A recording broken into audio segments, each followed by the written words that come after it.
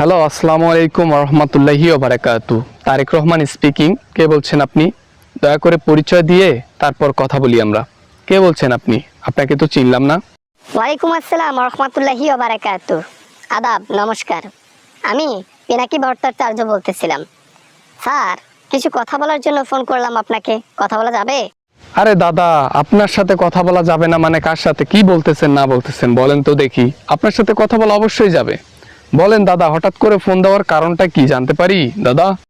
জনগণ কি করেছে বাংলাদেশের জন্য, ছাত্ররা কি করেছে বাংলাদেশের জন্য, এটা মনে হয় আপনি ভালো করেই জানেন, আমার চাইতে বেশি ভালো করে জানেন, এবং আপনাকে বেশি রিয়েলাইজ করার কথা আর কি। জি দাদা, জনগণ যা করেছে তা আমি ভুলবো না, ছাত্ররা যা করেছে তা আমি কখনো ভুলবো না। বিগত 17 বছর বাইরে থাকার পরে তারা আমাকে দেশে আসার সুযোগ করে দিয়েছে। আমি আসলে কি বলবো, মুখের মধ্যে ভাষা আসতেছে না। আমি আমি সত্যি সত্যি আমি অনেক আনন্দিত। তাহলে ভাই, আমি একটা কথা বলি, এই এই এই বেইনসাফি করা যাবে না। জনগণকে শান্তি দিতে হবে। জনগণের আশা ছিল এইটা, আওয়ামী লীগের পর বিএনপি আসলে তারা যেন শান্তি পায়। হ্যাঁ, আমরা শান্তি দেওয়ারই চেষ্টা করতেছি দাদা, কিন্তু অনেক সময় অনেক সংকটের কারণে বদনাম হয় আমাদের। কিন্তু আমরা এটা অ্যাটলিস্ট বলতে পারি, হাসিনার মতো কখনো ঋণ করব না। কথা তো সেটা না, কথা দেশ চালানোই নিয়ে। দেশের মধ্যে তো সবচেয়ে বড় যারা নেতা, যেমন আপনি আছেন, আর অনেক বড় বড় নেতা যারা আছে, তারা কিন্তু দুর্নীতি করে না, চুরি করে না, চুরি করে নিচের গুলো।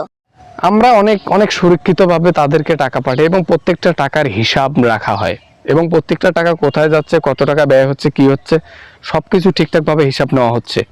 তাইলে এই বিদ্যুতের সংকট কেমনে পড়লো? এই যে কি গরম গেল, মানুষের কষ্ট দেখে আমি নিজে কান্না করে ফেলছি। হায় রে গরম! এই গরমের মধ্যে লোডশেডিং ছিল, কি করলেন? আসলে দাদা, এটার মধ্যে একটা চলমান কাজ চলতেছিল, যে কাজের জন্য অনেক সময় লোডশেডিং পড়েছে এবং এটা এটা এটা অনেক অনেক সমস্যার কারণে আসলে আর কি লোডশেডিং দেওয়া হয়েছে। আচ্ছা, লোডশেডিং গেল, তারপর দ্রব্যমূল্য। আপনারা ক্ষমতায় আসছেন, দ্রব্যমূল্যের দাম তাদের চাইতে অনেক কমাই দিতে হবে। তারা যেন এইটা বলতে পারে জনগণ, যে বিএনপি আর কিছু করুক বা না করুক, দেশের মানুষ যে 3 বেলা খাইতে পারছে সুন্দর করে, এটাই অনেক। আপনি খেয়াল করছেন দাদা, কিছুদিন আগে কিন্তু আমাদের পেজ থেকে পোস্ট হয়েছে এই আওয়ামী লীগ সরকার আমলে দ্রব্যমূল্যের দাম কেমন ছিল আর আমাদের সরকার আমলে দ্রব্যমূল্যের দাম কিরকম যাচ্ছে। হ্যাঁ হ্যাঁ, বুঝতে পেরেছি, কিন্তু মাঝখানে মরিচের কেজি আবার এই যে 400 টাকা গেল কেন? এইটার কারণটা কি? আর এইটা হওয়ার কারণে তো অনেক মানুষ বিভ্রান্তিতে পড়ে গেছে, জনগণ তো কষ্ট পাইছে।